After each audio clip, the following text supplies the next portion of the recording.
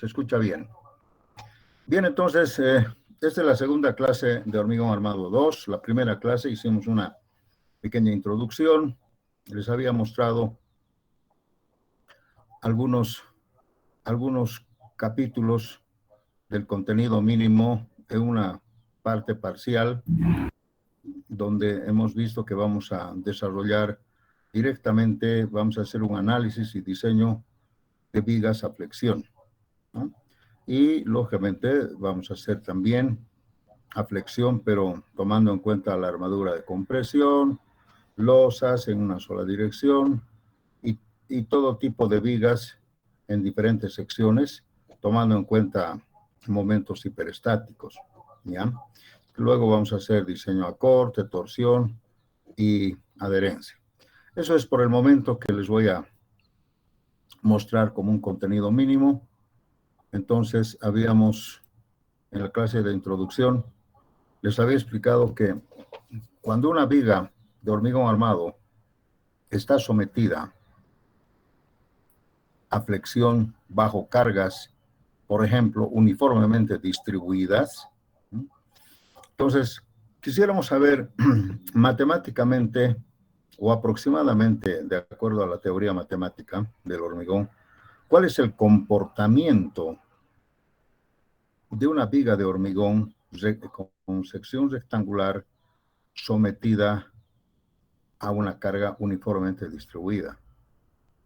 ¿Cómo se estaría comportando con la teoría de la última resistencia? El método que nos recomienda el ACI, el método de la última resistencia. ¿Por qué le llamamos método de la última resistencia? Porque vamos a hacer con esta prueba de carga, vamos a ver que la viga va a trabajar, tendría que trabajar hasta sus últimas resistencias, ya sea por la compresión del concreto o la tensión o tracción del acero, ¿sí? Entonces, vean ustedes, hemos agarrado un ejemplo de una viga 30 por 50 rectangular, como están viendo ustedes, ahí. Y le hemos colocado 3 varillas de 20 milímetros. Por ejemplo, 3 varillas, 3 phi de 20. Esta nomenclatura quiere decir 3 varillas, el phi de 20 milímetros, ¿no? Todo en milímetros, ¿no? Y le hemos ubicado estas varillas a 5 centímetros de la cara inferior, ¿ya? A 5 milímetros. Y hemos armado además un hormigón de clase, ¿sí? De clase 250. Eso se llama clase 250, o podemos decir que la compresión máxima del concreto a los 28 días, a la compresión va a llegar a 250 kilogramos por centímetro cuadrado. Así hemos preparado. Y las 3 varillas de acero van a tener un valor de fluencia de 4.200 kilogramos por centímetro cuadrado en el momento en que el acero empieza a fluir o empieza a fallar, a fluir, digamos, ¿no? Fallar no está bien dicho, ¿no? Fluir, no se rompe, fluye. Este acero es la clase 4200 o 42, etcétera, ¿no? Entonces, hemos vaciado una viga simplemente apoyada de 6 metros de longitud. Después de 28 días, hemos empezado a cargarle como una prueba de carga, una carga uniformemente distribuida, y en este caso, digamos, estamos poniendo bolsas de cemento, uno tras otro, hasta que la viga empieza a deformarse, y con algún manómetro tal vez nosotros hay ahora equipos que miden esta deformación, que podríamos medir estas deformaciones, y con las deformaciones tal vez podríamos ver en cuánto se está deformando el acero y en cuánto se está deformando el concreto. Pero por el momento no nos interesa mucho eso. Le vamos cargando, le vamos cargando, le vamos cargando. Vamos a ver que la viga empieza a deformarse así como están viendo ustedes. ¿Ya? Y todavía no se ha roto. Seguimos cargando, seguimos cargando. La viga está ya bien deformada, ¿no? Groseramente deformada, digamos. Pero la viga no se ha roto, para nada. Bueno, llegará pues un momento en que coloque yo la última bolsa, que sería la bolsa número 500, y ahí sí voy a ver que la viga, ¡pum!, se rompe, falla, se cae, se parte a dos. Y listo, ahí viene el colapso y se acabó. Entonces podemos decir, jóvenes, que en esta prueba de carga que hemos realizado, esta viga ha resistido, por ejemplo, ¿no?, 500 cargas, 500 bolsas de cemento. Si eso multiplicamos por 50 y lo dividimos entre 6, vamos a tener que decir que la carga Q, uniformemente distribuida, tantos kilogramos por metro de longitud. Supongamos que sea 500. ¿Ya? Entonces puedo decir yo que esta viga ha sido capaz de resistir antes que se rompa, o en el momento de que se rompe, 500 bolsas. Cuando estaba en 499, la viga no se rompió todavía, no se rompió. Entonces vean ustedes, se supone que si yo le cargo a esto menos de 500, la viga se va a deformar groseramente, ¿no?, peligrosamente podemos decir, pero no va a fallar, no va a haber una falla inminente. Entonces yo les decía, por ejemplo, que para que no se rompa la viga y yo pueda tomar en cuenta el concepto de la última resistencia, ¿qué tal si yo le cargo 10% menos, 0,9 por 500? Si yo le cargo 450 bolsas, dándole un factor de seguridad del 10%, por si acaso. Y sus últimas resistencias son estas del hormigón. La última resistencia es 250 y voy a tomar en cuenta solamente este valor, a pesar que el acero puede resistir un poco más de esto, pero ya en un estado de plasticidad, un estado no lineal, un estado inelástico. Entonces vean ustedes, jóvenes, ¿qué les parece si yo le cargo 450 bolsas? La viga con seguridad que no va a fallar, que no se va a romper, va a resistir, pero con una deformación demasiadamente grosera. Eso es lo que se llama una prueba de carga. Entonces, si yo le cargo a esto 450 bolsas, un equivalente a una carga unión distribuida, estoy seguro que la viga no va a fallar. Pero con seguridad que no va a fallar, pero se va a deformar demasiado, no importa, ¿no? Pero esa es una prueba de carga. Bien.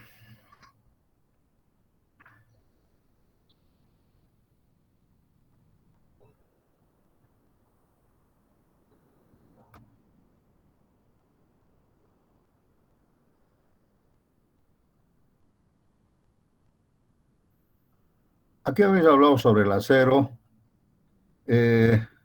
Aquí habíamos hablado sobre los materiales del acero y el concreto, que son completamente diferentes, pero sí, si se juntan, pueden trabajar muy bien, ¿no? Eso ya habíamos hecho. También acá les había explicado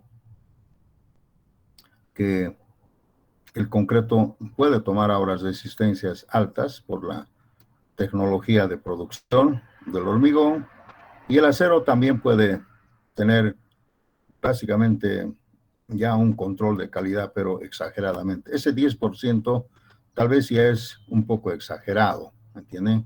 Porque ahora ya producir un hormigón con un control de calidad y un acero, básicamente ya eso es lo que ha mejorado muchísimo. Ese 10% es tal vez demasiado, tal vez 5% es suficiente. Muy bien. Aquí vamos a ver entonces, aquí en este cuadrito les voy a explicar cuál es el comportamiento el hormigón con relación al acero, ¿no?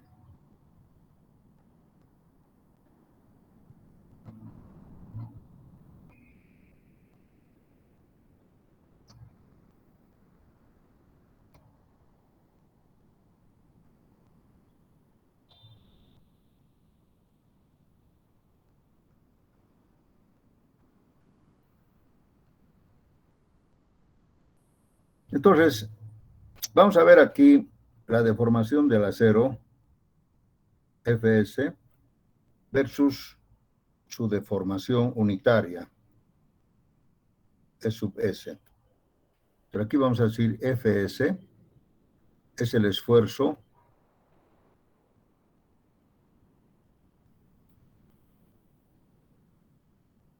del acero.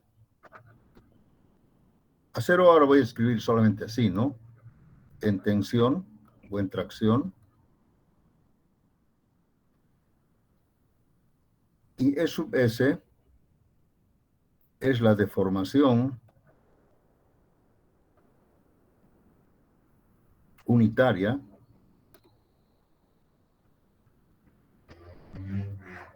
del acero.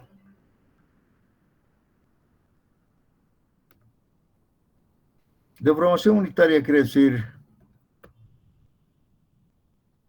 delta sobre L. O sea, si nosotros tenemos acá una varilla de acero, así,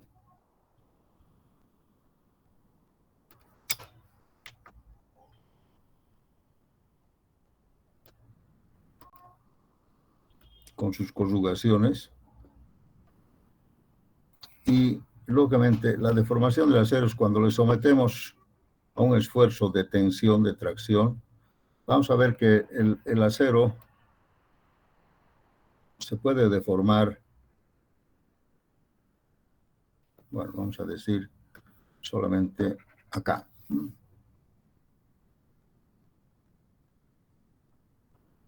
Supongamos que esto está así amarrado ahí, ¿no? Y nosotros estiramos esta longitud L.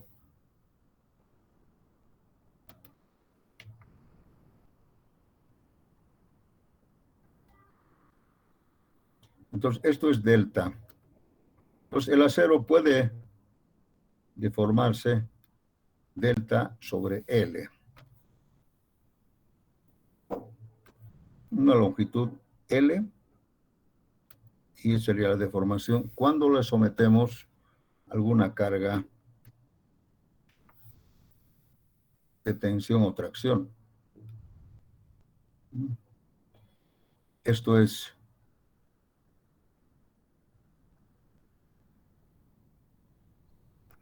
una carga P, ¿no? O F. Entonces se llama deformación unitaria. Se deforma tantos centímetros sobre la longitud de la varilla. Deformación unitaria. Entonces, ¿qué pasa con el acero? Llega un momento en que a medida que nosotros vamos aplicando la fuerza F, el acero se va estirando básicamente casi en forma proporcional, ¿no? Aquí podemos dibujar tal vez para que ustedes comprendan mejor. Casi una línea proporcional. No, a lo mejor no lo digo ahora. Más o menos así, ¿no? Hasta que llega un punto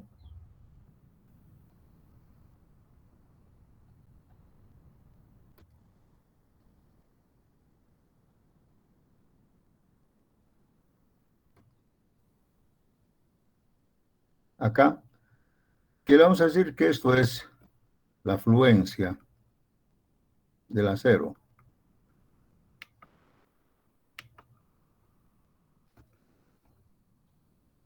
Punto de fluencia que si nosotros llevamos esto acá,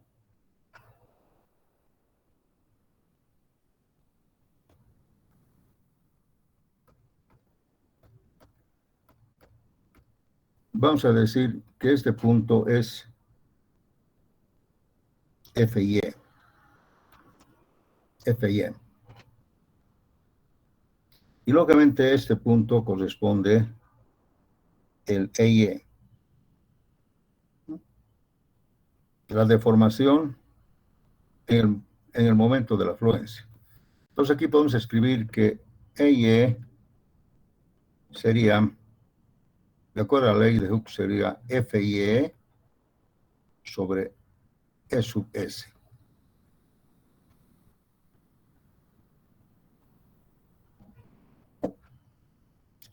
Entonces, esto es lo que se llama deformación del acero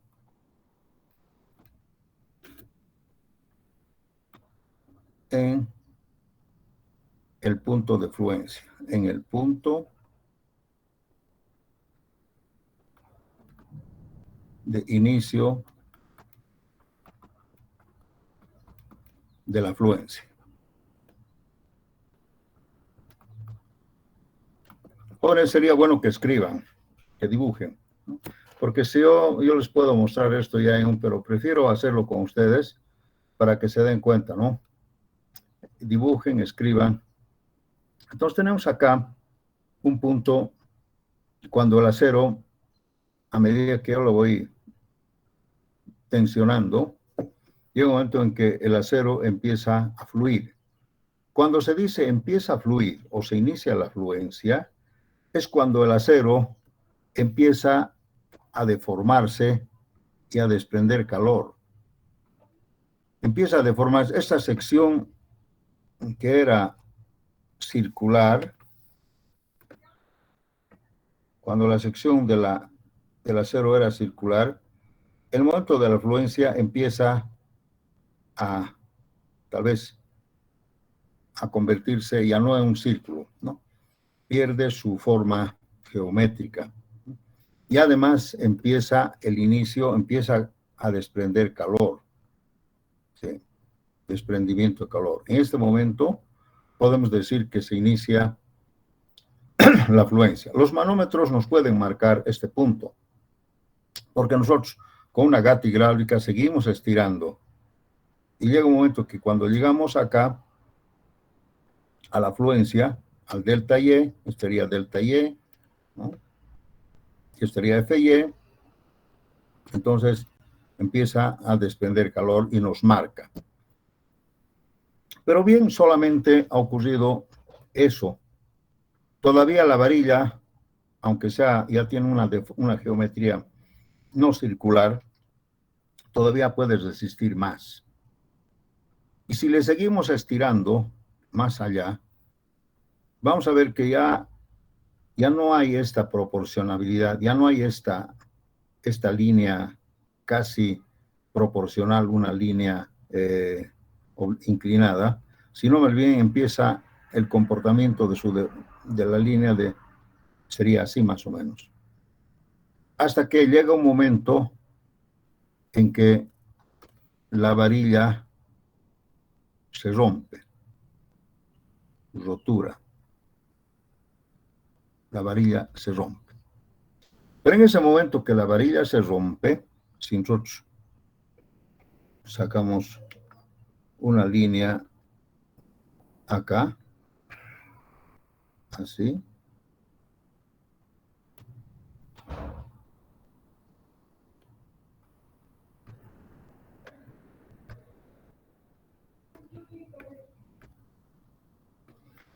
vamos a ver que esto podría ser F de rotura. Sí, rotura. Y lógicamente esto correspondería a la deformación de rotura, o también le vamos a llamar de la última resistencia. Mejor le cambiaremos aquí roturas, última resistencia. Esto se llama última resistencia. Este momento es cuando nosotros con las 500 bolsas hemos llegado con las 500 bolsas de acá hemos llegado a la rotura, a la deformación ahí. Se ha deformado esto, ha llegado hasta aquí y se ha roto. Eso lo podemos graficar acá. Entonces vean ustedes que aquí tenemos primero una fase o un estado un poco, digamos, proporcional, lineal, el esfuerzo versus deformación. En esta fase podemos decir que el comportamiento del acero y también, lógicamente, del hormigón es un estado elástico. ¿Por qué? Porque si nosotros retiramos la carga en todo esto, la viga va a volver a su lugar. Está en estado elástico. Miren, hay proporcionalidad entre la deformación versus esfuerzo. ¿Qué quiere decir? Que más esfuerzo, más deformación. La ley de Hooke se cumple hasta acá. Pero de aquí ya no, porque vean ustedes, aquí ya no hay proporcionalidad, ¿no? Fíjense, inclusive baja. Hay unos altibajos. Y este estado, pues, o esta fase, es la que antes no se conocía en el hormigón armado. Esto es lo que nosotros le vamos a llamar la fase plástica.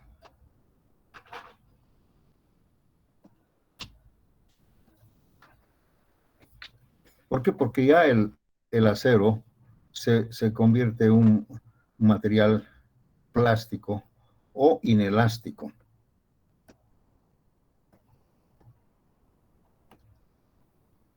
Fíjense ustedes, todavía la viga no se ha roto, pero aquí la deformación ya no es proporcional al esfuerzo, porque vean ustedes, casi ya no es proporcional. Y lógicamente esto es lo que normalmente se llamaba antes la nobleza del hormigón. Porque decían antes, cuando no se conocía esto, decían el hormigón es noble. ¿Por qué? Porque miren, le sigo cargando y no se rompe, resiste, pero lógicamente se deforma. Entonces, esta nobleza del hormigón es que en realidad se llama ductilidad. O sea, de aquí a acá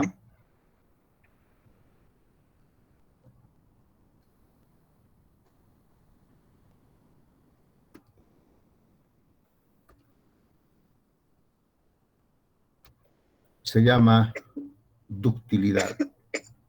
El comportamiento del acero tiene esta propiedad que no la conocíamos, que se llama ductilidad. Que el acero se vuelve dúctil. El acero y el hormigón, desde luego, también, ¿no? Entra dentro de la fase de ductilidad. Aquí podemos decir que el diseño del hormigón armado por este acero tiene un comportamiento dúctil. Comportamiento dúctil. ¿Qué quiere decir? Quiere decir que el hormigón, si bien se deforma en forma inelástica, ¿no? No se rompe, no falla, no hay rotura. Entonces, ¿por qué no podemos diseñar por acá, en esta fase, digamos? Sí, ahí, dándole algún margen de seguridad antes de la rotura, o tal vez por acá, así, ahí, donde la deformación del acero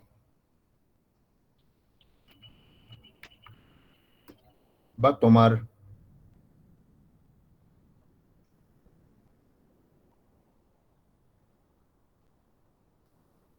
el concepto dúctil, ¿ya?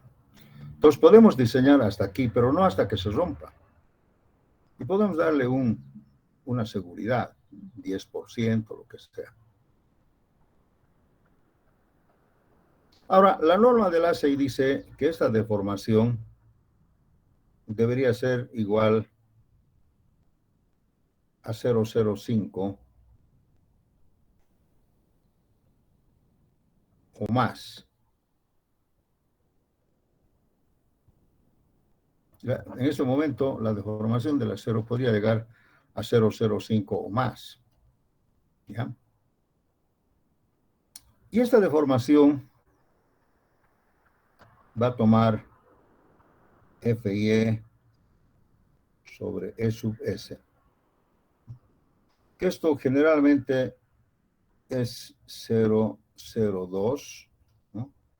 Si Fy es 4200. Vamos a poner, si Fy es 4200, entonces E sub S va a ser 0,02 acá. Ustedes me dirán, ¿de dónde sale este 0,02? Entonces aquí vamos a decir, E sub S sería 4200 sobre 2.1 por 10 a la sexta. Ustedes saben que la deformación del acero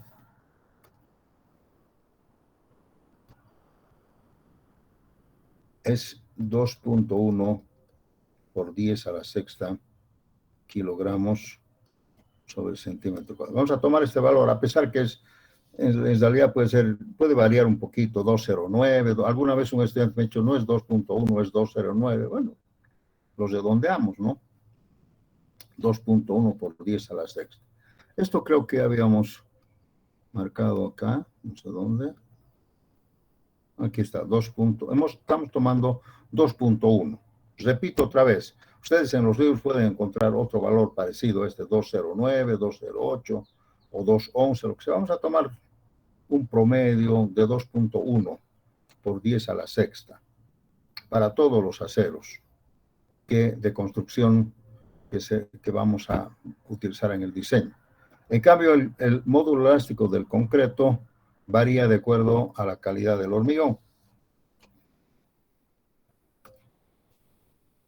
Entonces, 2 puntos por 10 a la sexta. Si dividimos esto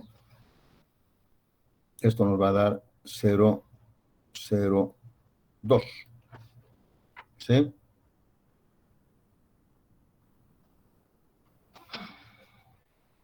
Ahora aquí, si Fy fuera, por ejemplo, 5000, 5000, entonces, E sub S sería 5000 sobre 2.1 por 10 a la sexta. ¿Cuánto es 5000?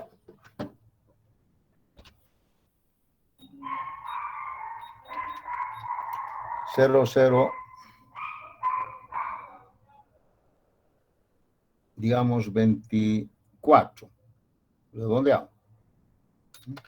Entonces, este valor de la afluencia tiene que ver, pues, lógicamente con la calidad del acero. Si el acero es 4200, en este punto sería 0,02.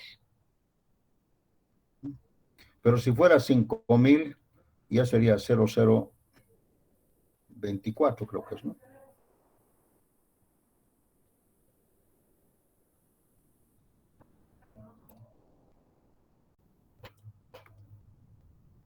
Solo 24. Si fuera 5600 sería más, o si fuera 3800 sería otro valor. Pero igual, para cualquier calidad de acero, la norma del ASEI dice que nosotros podemos diseñar un diseño dúctil que sea denominado por el método de la última resistencia, si la deformación del acero llega o pasa este valor de 0,05 para cualquier acero. Eso dice la norma. Por eso que lo estoy situando por acá. Este comportamiento del acero, como el acero es parte del diseño, también ocurre lo mismo con otros valores, el concreto. El concreto también se deforma. Y su deformación máxima del concreto es digamos 004, pero la norma dice que también hay que tomar en cuenta solamente 003. ¿Dónde está eso?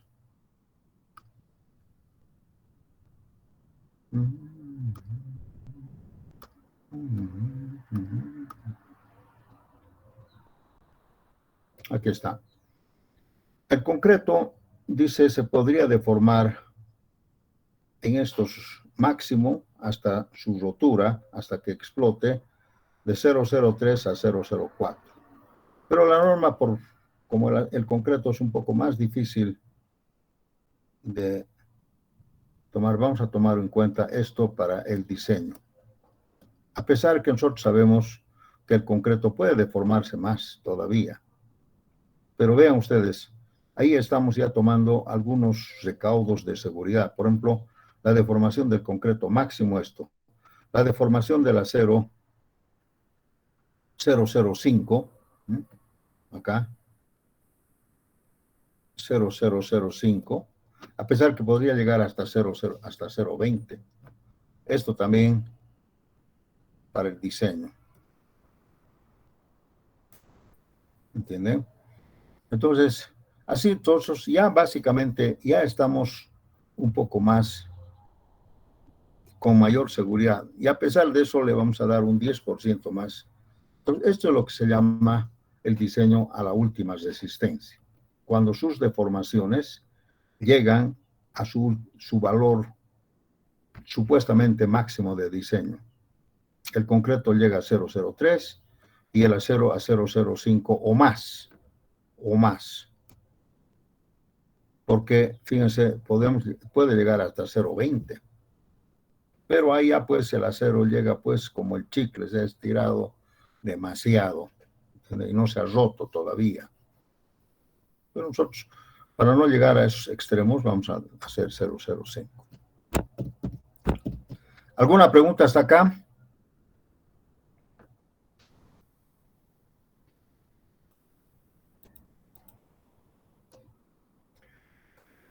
Entonces, este comportamiento de deformaciones versus esfuerzo, aquí vamos a poner comportamiento bajo cargas, ¿no?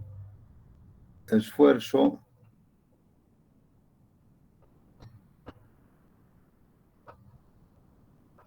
versus deformación.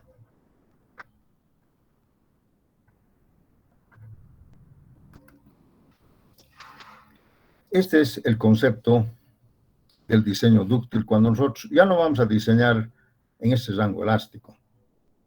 Vamos a pasar el rango elástico y vamos a diseñar aquí que supuestamente son valores de su última resistencia. Eso quiere decir el método de diseño. Bien, entonces ahora vamos a hacer acá, vamos a utilizar la teoría matemática para contemplar este tipo de diseño. Aquí vamos a poner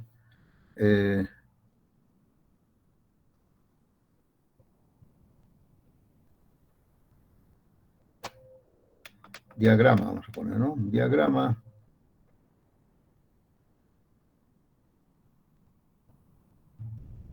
de esfuerzos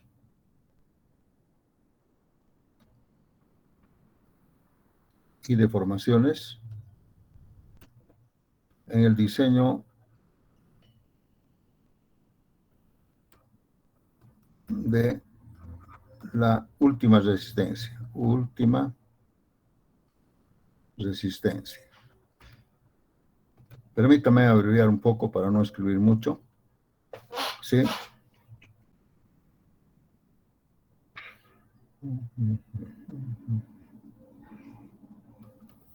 A ver, vamos a dibujarnos acá una viguita.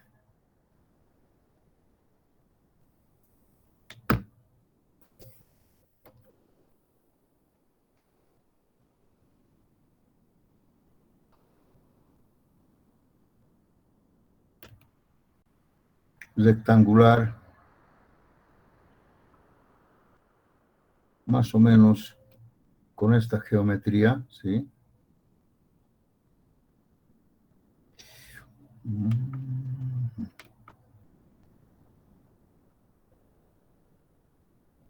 Aquí tal vez me he equivocado. Bueno, vamos a hacer de nuevo. Fíjense por acá. Por acá.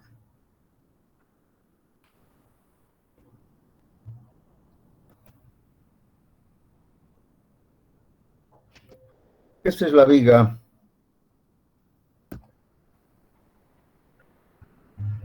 que la vamos a llamar aquí B, ancho B por altura HC. Y le vamos a poner aquí a esta viga de hormigón armado, le vamos a poner unas 3 varillitas acá. Una varilla en su centroide, ¿no? Aquí la otra varilla. Wow. Batería nos está pidiendo un ratito. Ya está. Y vamos a poner otra varilla.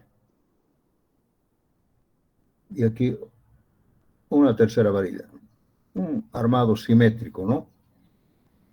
Esto le vamos a llamar AS, área de acero. 3 varillas. Y todo esto de acá, ustedes saben bien que es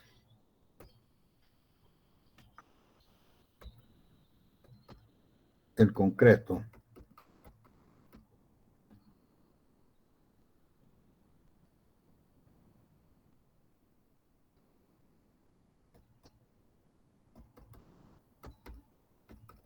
Todas estas 3 varillas están embebidas dentro del concreto, pero están en la parte inferior. ¿Sí? Si nosotros le sometemos cargas uniformemente distribuidas a la viga, ¿sí? Entonces, vamos a ver que esta viga, en su última resistencia, se deforma, obtiene estos esfuerzos.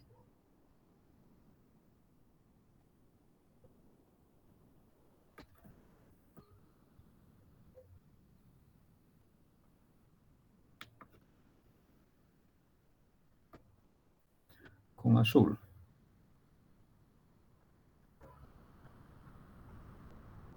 Un poquito más acá. Ahí. Esto vamos a quitar. No.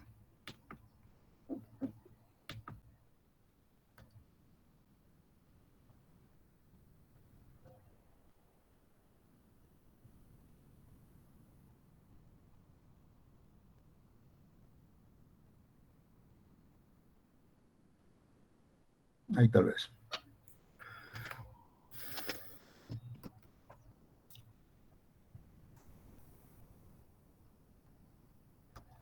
El diagrama de esfuerzos vamos a directamente dibujar, como dice este señor Whitney.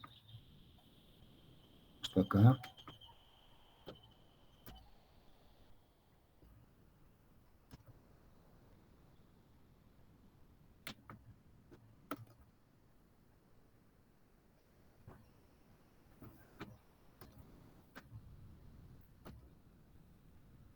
Vamos a hacer aquí un triangulito, más o menos así.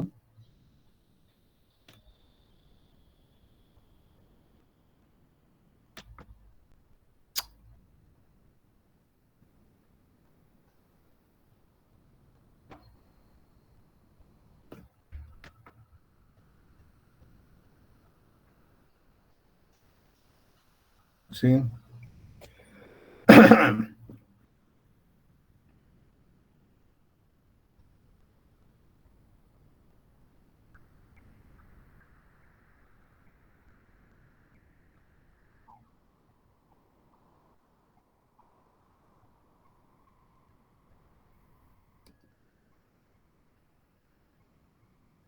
Las fuercitas las vamos a marcar así, como están viendo. Sí.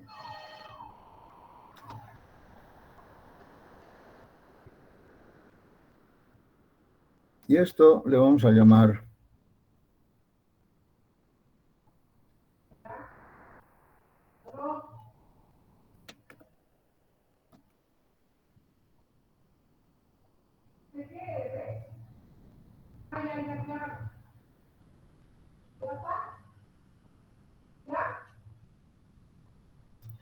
Esta distancia le vamos a llamar A. A, ¿ya? Y esta otra distancia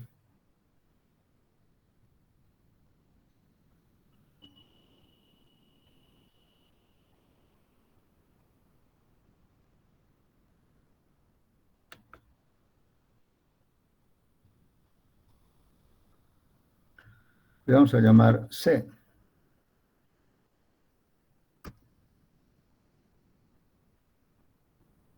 Esta, por si acaso, es la línea neutra.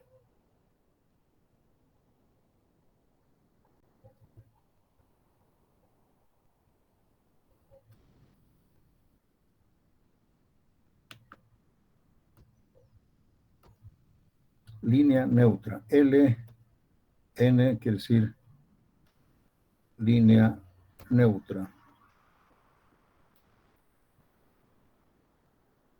Esta línea neutra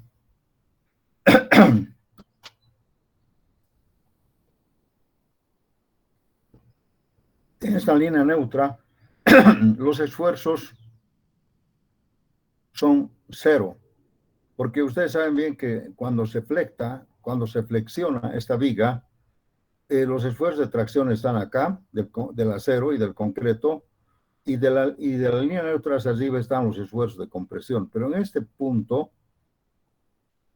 es cero. Si dibujamos acá la deformación, el diagrama de deformaciones, así.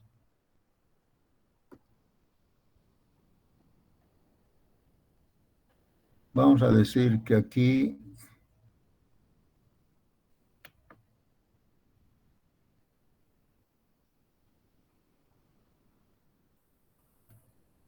más o menos así.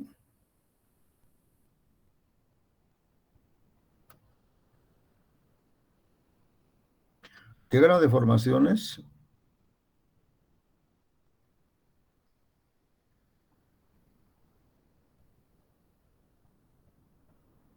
Va a tener este comportamiento.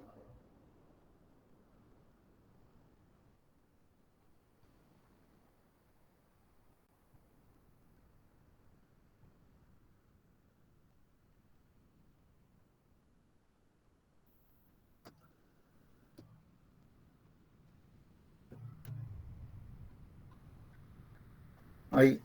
Esto se llama línea neutra. Entonces, en la línea neutra, las deformaciones son cero.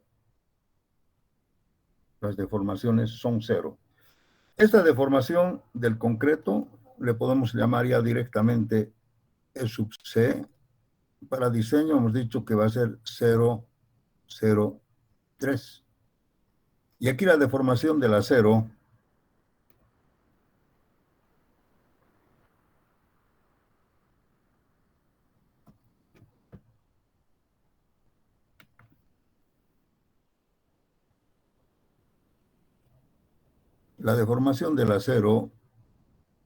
va a ser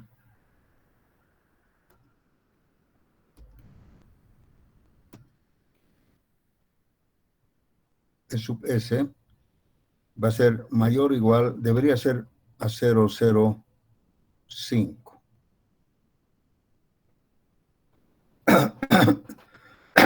Eso se traduce, pues, en lo que habíamos explicado, ¿no?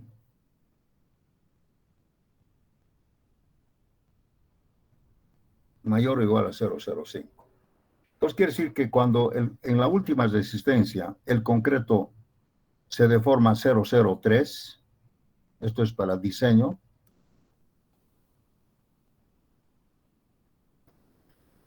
el acero debería deformarse para que, digamos, sea dúctil.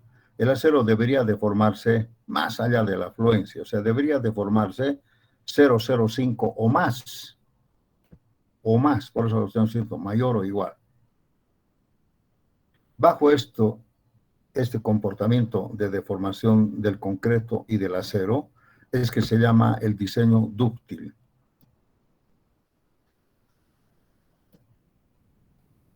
¿Y qué quiere decir dúctil? Quiere decir que la viga se deforma, no se rompe. ¿Por qué? Porque, y además no explota, porque el concreto no va a fallar. Sí, lo que podría fallar sería el acero. Entonces, en el momento en que la viga falle, va a fallar por el acero, no por el concreto. O sea, dúctil quiere decir, diseño dúctil quiere decir que es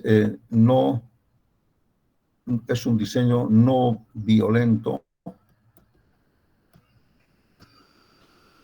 no explosivo. También le llaman, es un diseño no frágil. Eso quiere decir dúctil para nosotros, ¿no? Un diseño donde si falla la viga no va a haber explosión, por eso no es violento, no es colapsable, no hay explosión, porque ustedes saben que si fallara el concreto antes que el acero, habría una explosión. Y eso nos permite decir que la falla va a ser violenta, va a haber un colapso, ¿no? Y también decimos no frágil. Frágil decimos por el concepto por ejemplo, el vidrio, el cristal. Cuando falla el vidrio se, se rompe muy frágilmente, ¿no? O sea, se rompe muy... No nos permite, digamos, manejar el concepto de la ductilidad.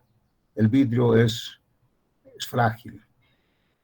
Entonces no queremos que eso sea, queremos que más bien que un diseño sea que nos permita ver su deformación antes que se rompa. Eso quiere decir dúctil. Y a eso estamos apuntando con el diseño de la última resistencia. Y para qué decir de la última resistencia, decimos que mientras el concreto ha llegado a este valor, que es su última resistencia, el acero se ha deformado más allá de la afluencia. Ahora bien, en realidad la deformación, perdón, el esfuerzo es una parábola. Pero yo no lo voy a decir a la parábola, directamente vamos a decir lo que dice Whitney, ¿no?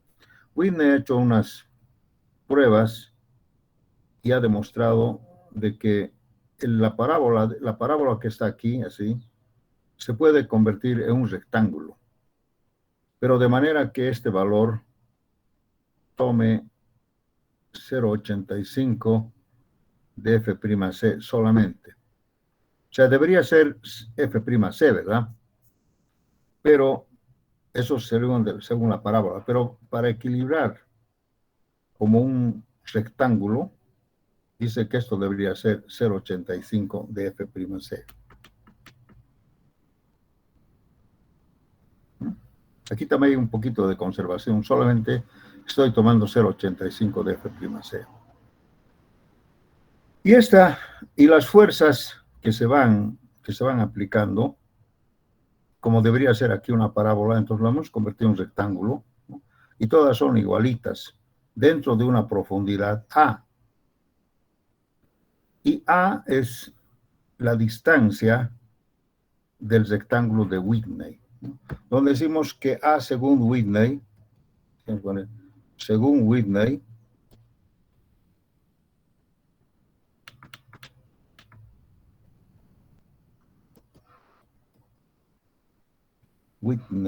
creo que se escribe así, creo que hay aquí una H. Bueno, según Whitney, A dice debería ser igual a beta 1 por C. Y C es la distancia de la línea neutra.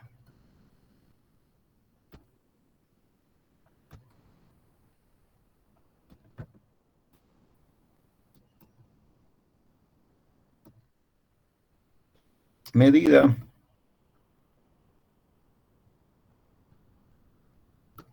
hasta la última fibra en compresión.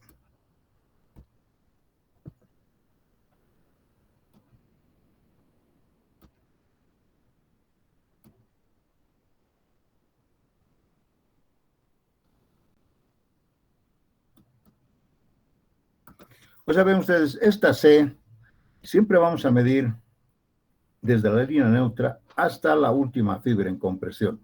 Y la última fibra en compresión está acá, que corresponde a esta última fibra, ¿no? No podemos medir hacia la tracción, siempre hasta la compresión. También vamos a aprovechar de dar otra dimensión más, esta dimensión de acá, con negro. Acá. De aquí a aquí le vamos a llamar D.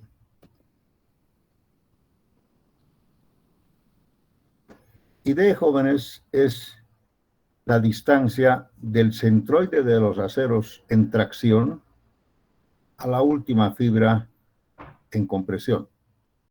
D. También se llama peralte efectivo o altura útil. ¿Por qué se dice eso? Porque en realidad cuando nosotros consideramos área, el área efectiva del concreto, solamente es B por D, no B por H. ¿Por qué? Porque se supone que todo este lugar de acá no lo tomamos en cuenta porque como esto se tracciona, se agrieta, se ha fisurado. Y un hormigón completamente fisurado básicamente no ayuda. Entonces el área neta, el área efectiva del hormigón solamente es B por D. Es B por D. ¿Ya? No B por H. ¿Por qué? Porque esta parte no lo vamos a tomar en cuenta. Porque vean ustedes acá, también yo no estoy tomando en cuenta. Ahora, la tracción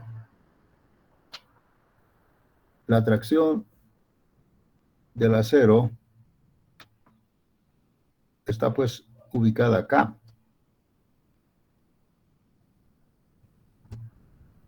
Y vean ustedes, y no se toma en cuenta la tracción del concreto. ¿Por qué? Porque es muy pequeña frente a la compresión. Habíamos aprendido en Hormigón 1 que la tracción del concreto es más o menos el 10% de la compresión, entonces ni tomarlo en cuenta. Además, como aquí hay posiblemente pueda fisurarse, ¿sí? Entonces puede haber fisuras. ¿Para qué lo vamos a tomar en cuenta? Solamente tomamos en cuenta el acero. El acero y el esfuerzo de tracción del acero tendría que ser así, TS, lo vamos a llamar. TS sería AS por FY, su última resistencia. Este sería el esfuerzo del acero y el esfuerzo del concreto por este triángulo de Whitney tendría que estar situado aquí en el medio.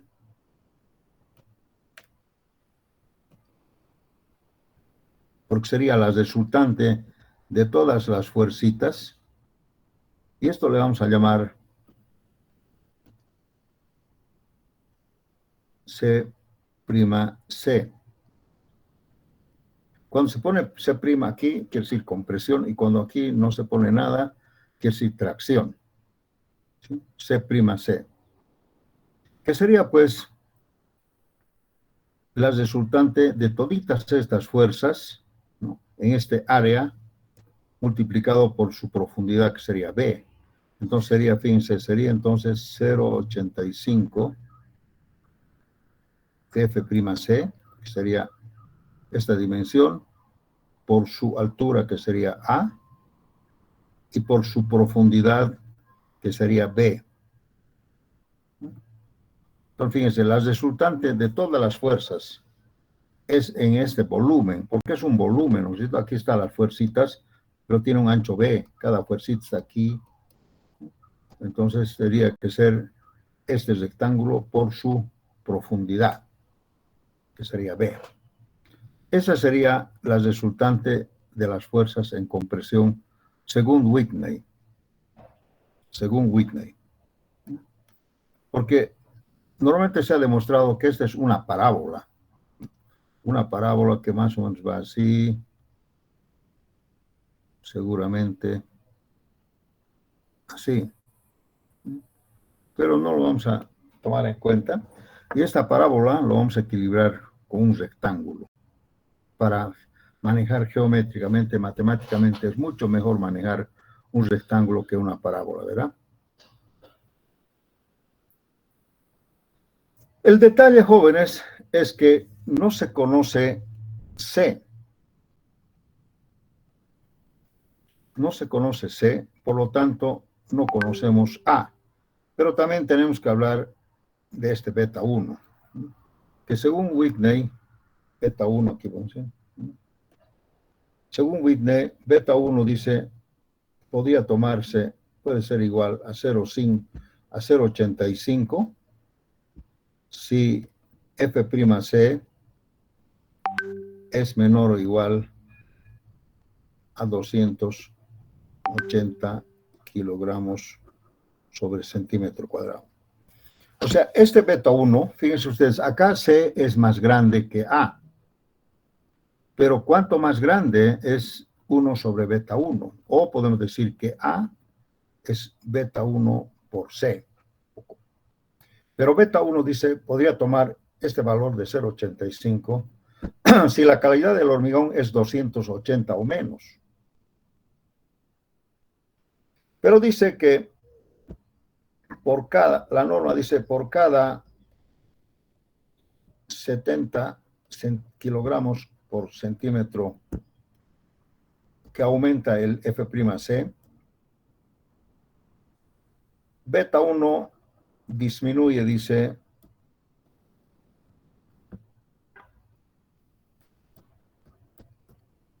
en 0,05. Dice la norma que si el hormigón fuera más de 280, por cada 70 kilos que aumenta la calidad del hormigón, el beta 1 disminuye en 0,05. Ejemplo.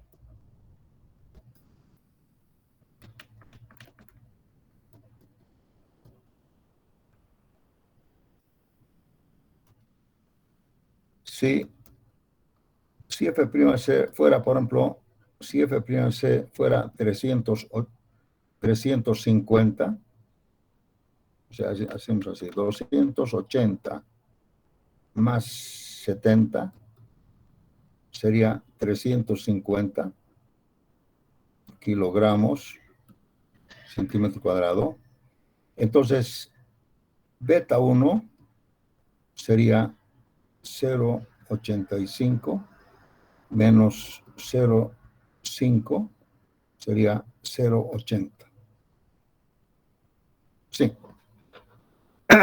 Eso quiere decir que beta 1 no es un valor fijo. Beta 1 varía de acuerdo a la calidad del hormigón. Pero hay límites.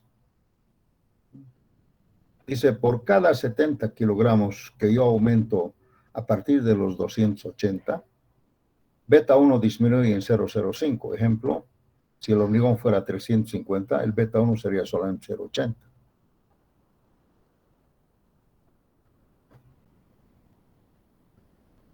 Pero la norma dice que beta 1, aquí vamos a escribir, no puede ser menor a 0,65. O sea, puede disminuir beta 1, pero no debe bajar de 0,65. Entonces aquí podemos demostrar que beta 1 puede tomar máximo 0,85 y mínimo 0,65. Ya tenemos acá un límite.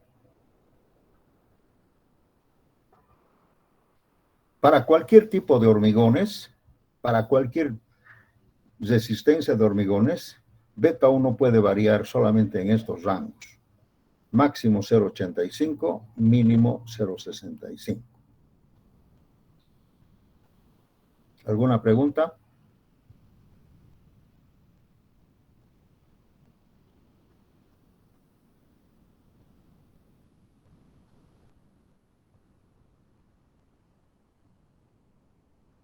Dije, perdón, beta 1 no tiene unidades, ¿verdad?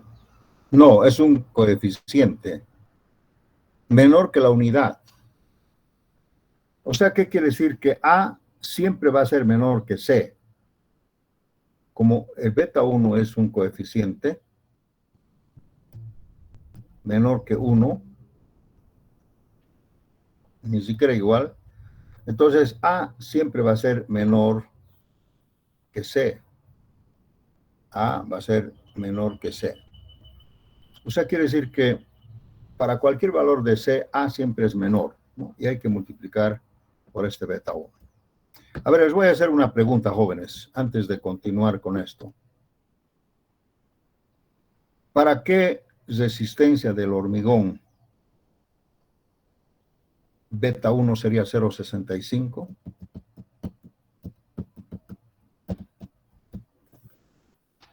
¿160 A ver, si beta 1 es 0,65, F'C sería igual a ¿cuánto? 560. Por cada 60. 560, correcto. Aquí también hay un límite, ¿no? Si, por ejemplo, F'C fuera 600, digamos, 600 kilogramos centímetro cuadrado, beta 1 siempre será 0,65, no puede bajar. Entonces, podemos decir también que si beta 1 es menor que 0,85 y mayor que 0,65, entonces aquí F'C debería ser menor, o al revés. Si F'C debería ser menor que 200, o puede ser menor a 280, y mayor a 560. ¿No? Serían esos los límites, ¿no? Para tomar estos valores. Pero sabemos que el hormigón puede ser menos de 280, siempre va a tomar este valor. También sabemos que el hormigón puede pasar los 560, siempre va a tomar este valor. ¿Entienden? A ver, ¿qué pasa si yo digo, si F'C fueran, por ejemplo, 325? ¿Cuánto sería beta 1?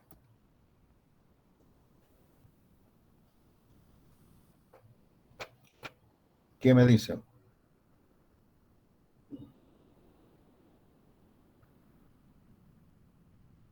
Según la norma, esto debería ser 0,85 menos 0,05 por F'C sobre 70.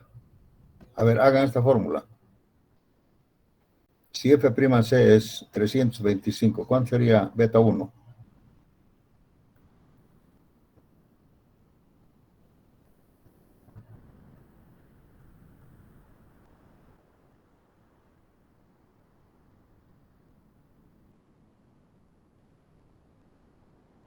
Ah, no. Perdón. Estoy mal.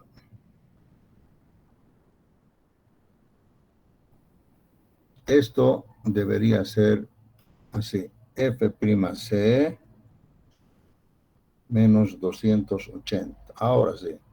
Ah, disculpar. Ahora sí. Si F'C es 325, ¿cuánto sería? Me sale ¿Pero cuánto? 0,82. Con 3 decimales. 0,817. Ahora sí. 18. O 18. Ya, igual. Entonces, vean ustedes, pero tengan en cuenta que no se equivoquen, que hay límites que no pueden pasar de esto. O sea, esto siempre tiene que ser menor a 0,85 y mayor a 0,65. Dentro de esos rangos, vale. ¿Sí? Entonces, así es que nosotros podemos encontrar el valor de beta 1, ¿no? Le podemos inclusive programar, ¿no? Podemos programar y decir, bueno, beta 1 para cualquier tipo de hormigón tomará eso en general. Entonces, ya tenemos el valor de beta 1, ¿no? Ahora bien, bajo el concepto del equilibrio de fuerzas, estas dos la fuerza de tracción del acero debería ser igual a la fuerza de compresión del concreto, despreciando la tracción del concreto que está acá. Lo estamos despreciando. ¿Por qué? Porque su aporte es muy pequeño frente a la tracción del acero. Teniendo en cuenta que la tracción del concreto, ya les digo, es nada más que solamente 10 o 12% de la compresión del concreto. O sea, el concreto no es bueno para la tracción, pero sí es bueno para la compresión. Entonces, para eso se pone el acero. Es como su pareja, digamos, ¿no? Su complemento, su media naranja, ¿no?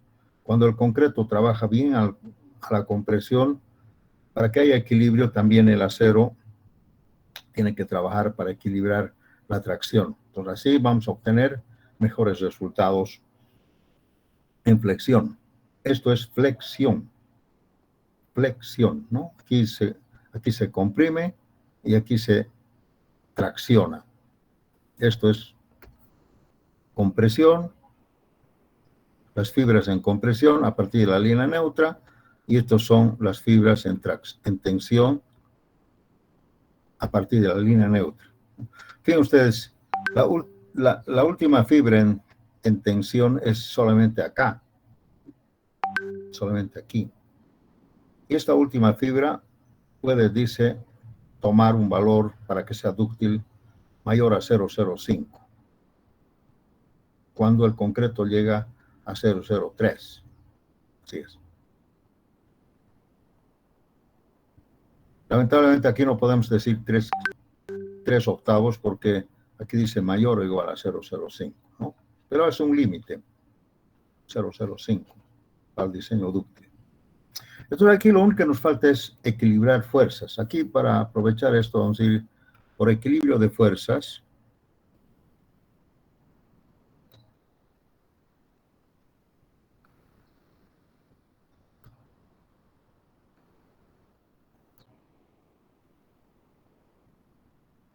Vamos a decir que la compresión del concreto, o mejor, la tracción del acero, debe ser igual a la compresión del concreto. Vean ustedes esta nomenclatura. Esto quiere decir tensión o tracción del acero S en tensión, y este es compresión del concreto.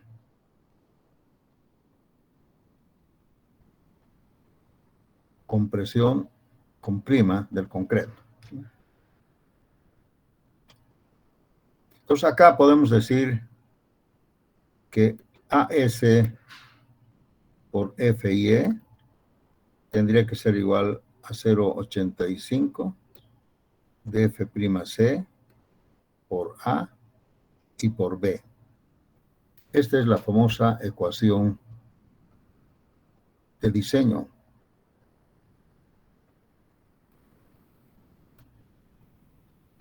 Esta es la fórmula que vamos a utilizar.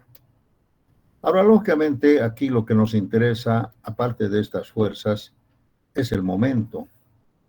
Y el momento, pues, tiene que ver con el brazo de cupla, porque como estas dos fuerzas son iguales, aquí nos produce un momento de cupla, un momento cupular, ¿no? Lógicamente, donde esta distancia tendría que ser, pues, T menos A medios. El brazo. ¿Por qué? Porque estamos viendo que esto tendría que ser A medios. ¿No? Porque si la resultante fuerzas está en el centro del rectángulo, y esta profundidad es A, entonces lógicamente la fuerza tendría que estar ubicada en A medios y A medios acá, ¿no? Hasta aquí nomás.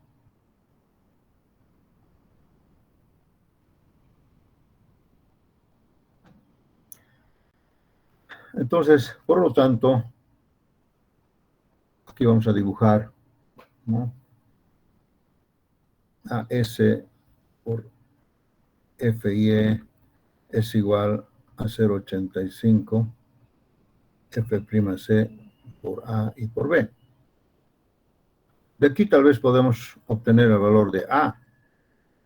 A va a ser igual a AS por FIE sobre 0,85 F'C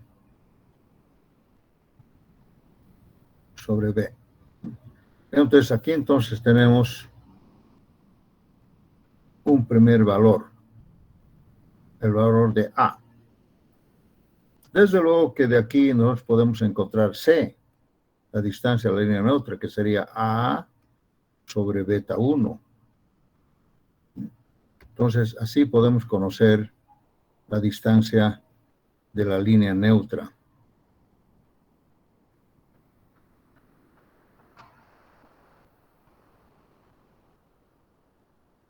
Y aquí vamos a repetir, beta 1 menor a 0,85 y mayor a 0,65. Entonces, beta 1 va a variar entre esos valores.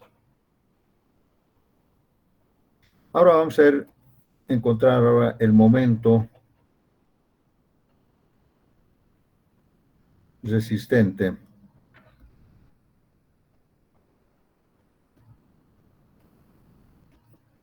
Nominal.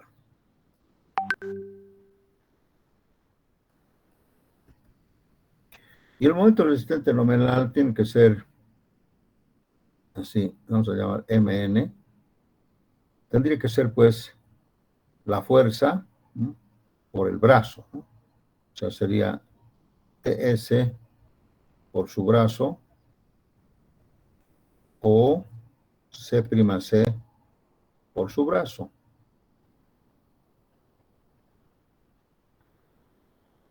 Entonces aquí, para encontrar el momento de la cupla, tendría que ser AS por FIE por el brazo, que sería D menos A medios, ¿sí?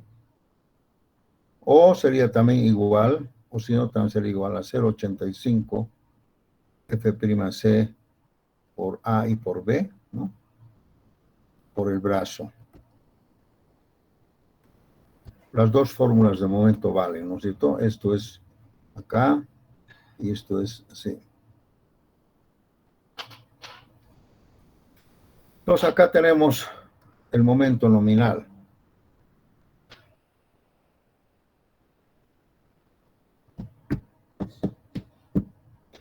Si nosotros hacemos por seguridad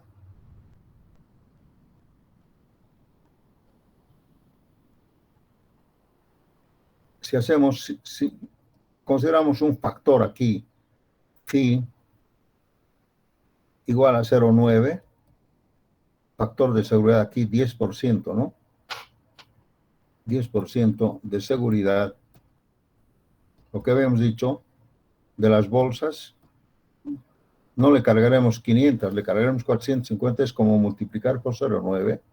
Entonces vamos a decir que el momento ya real, le vamos a llamar así, bueno, el momento real,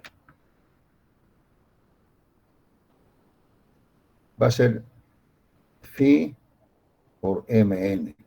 O sea, el momento en realidad que yo tomo también para diseño, ¿no? Es para diseño.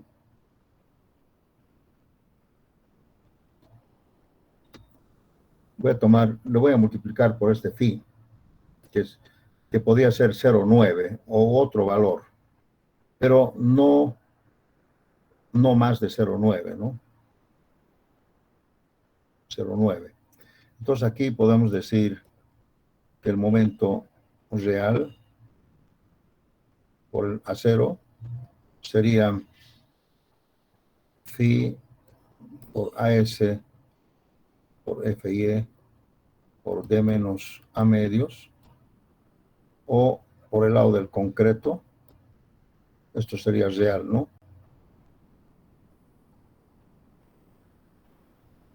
Sería phi por 0,85 F'C por A y por B por D menos A medios.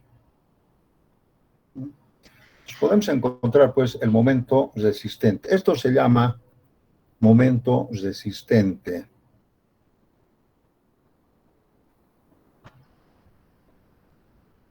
Aquí está, momento resistente real.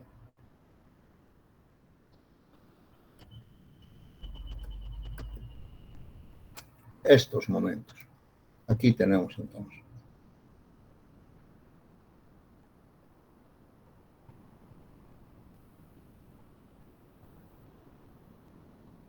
Si queremos darle más seguridad, el phi lo podemos bajar a 0,8, a 0,7, pero peligrosamente si yo podía tomar 0,95, por ejemplo, 5% de seguridad es un poco riesgoso.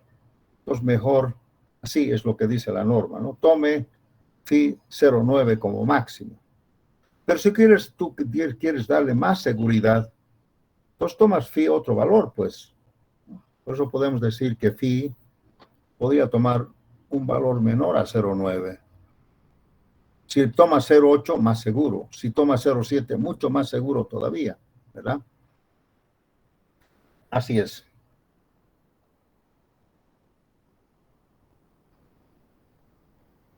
Entonces, este valor de phi todavía no está definido.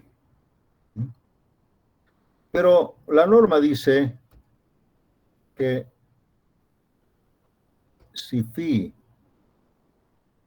es igual, no, la norma dice si E sub S es igual o mayor que 0,05, entonces se puede tomar, dice phi 0,9. Ahí está. Esto dice el ACI. Si la deformación del acero, si nosotros demostramos que la deformación del acero en la última fila, acá, de tracción, es mayor o igual que 0,05, el diseño es dúctil y por lo tanto podemos tomar 0,9 como un factor de seguridad. Como un factor de seguridad. Pero, lamentablemente dice, pero si E sub S fuera menor que 0,05, entonces phi será menor que 0,9. Eso dice la norma. Pero hay un límite. Dice, si E sub S sería el valor de fluencia, sería igual a, por ejemplo, sería 0,02. Aquí vamos a poner FIE 4200. Hemos dicho cuando FIE es 4200, la deformación del acero en el momento del inicio de la fluencia es 0,02. Dice phi podría tomar un valor a 0,65.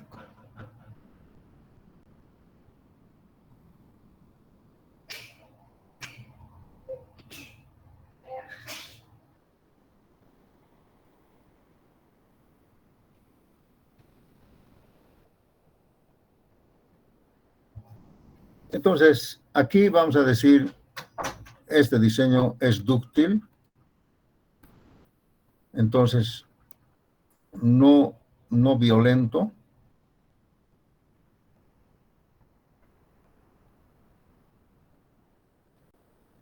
Y aquí, cuando la deformación del acero, aquí le ponemos mayor o igual, no, es igual a 0,02, un límite, dice el diseño es no dúctil, es un diseño no dúctil, y la falla puede ser la falla violenta,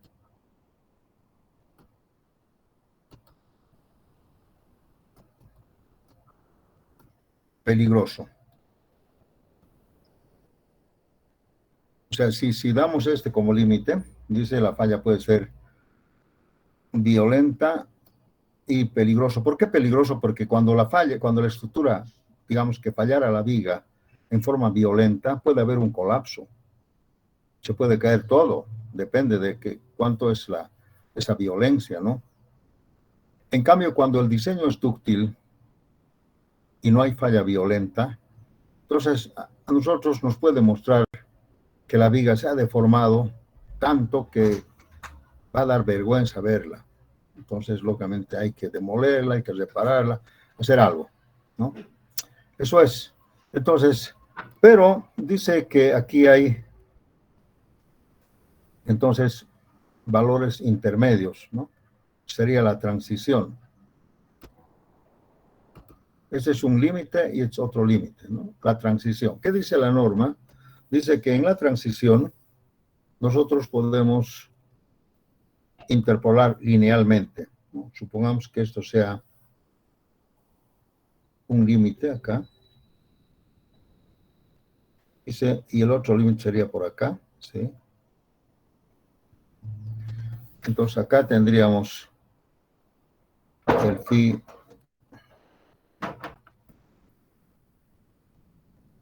pi 0,65 y aquí el phi sería phi 0,9, ¿no? Entonces dice, podemos interpolar linealmente para estos valores, ¿no?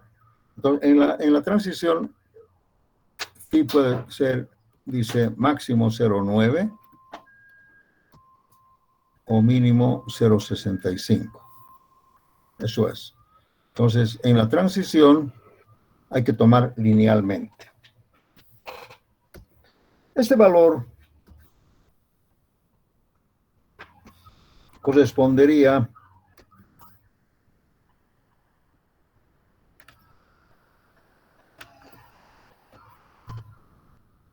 a ser así.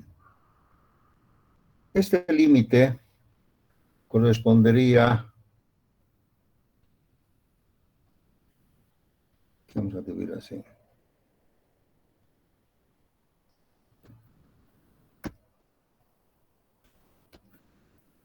Este valor sería en la deformación T sub S, sería 0,02 si F y E es 4200, repito otra vez, ¿no? Y este valor sería T sub S 0,05. Entonces, cuando la deformación es 0,05, el phi puede tomar 0,9, no más. Y aquí sería mayor, ¿no? Aquí sería E sub S mayor a 0,05. Pero el límite sería acá. Y el otro límite inferior sería 0,02. Entonces, en este rango de deformaciones del acero, el phi, pues, puede tomar algún valor así. El phi. ¿Cuánto sería aquí el phi? Entonces acá, para terminar la clase, podemos decir que phi, si tomamos en cuenta esta recomendación que puede ser linealmente, phi podría decir, phi va a ser igual a 0,65 más, ustedes saben que de 0,9 a 0,65 hay 0,25, sería más 0,25, pero acá podemos tomar la proporcionabilidad.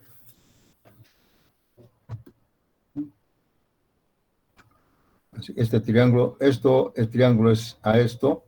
Entonces, por proporcional podemos decir que acá, si este es E sub S, aquí, entonces sería E sub S menos 0,02 sobre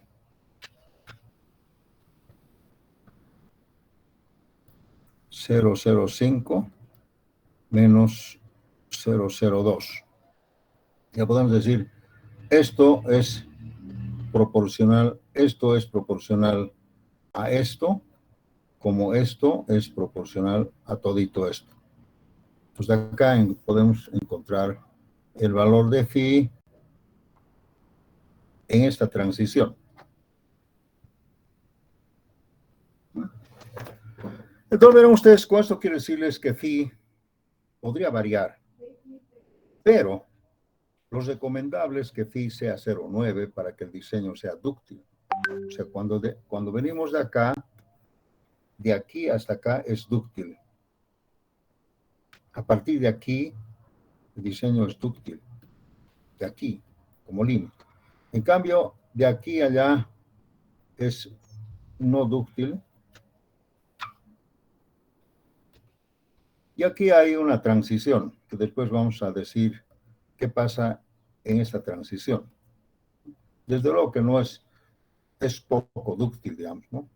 Pero aquí vamos a decir que domina la tensión del acero.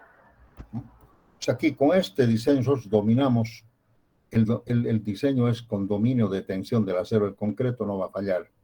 Pero acá es peligroso porque aquí domina la compresión. Y si domina la compresión, aquí podemos ver que aquí puede haber falla del concreto y no del acero.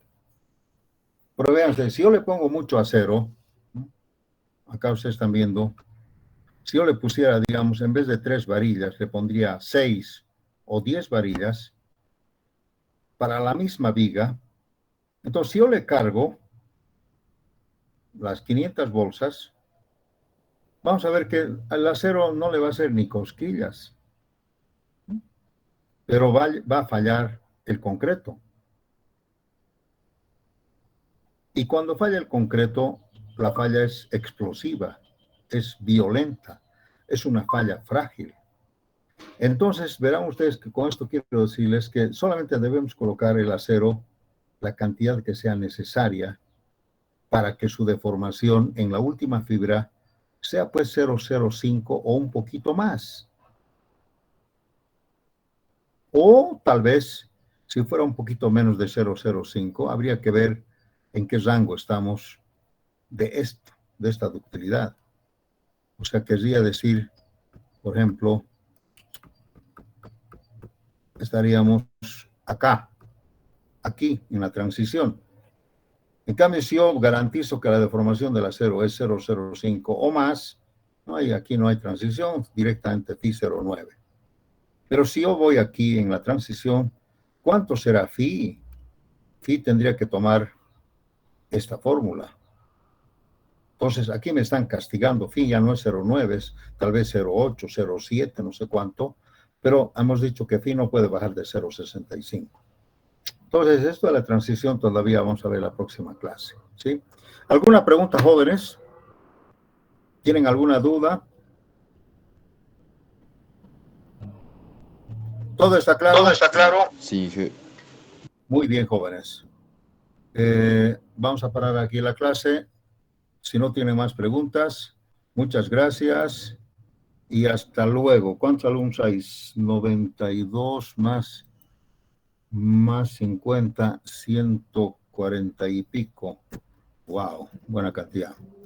Espero que en el examen no sean más que esos, ¿no? Muy bien, jóvenes. Muchas gracias. Es un placer de estar con ustedes en esta clase de hormigón. Esperamos que todo esté claro. La próxima clase vamos a continuar. Muchísimas gracias y hasta luego.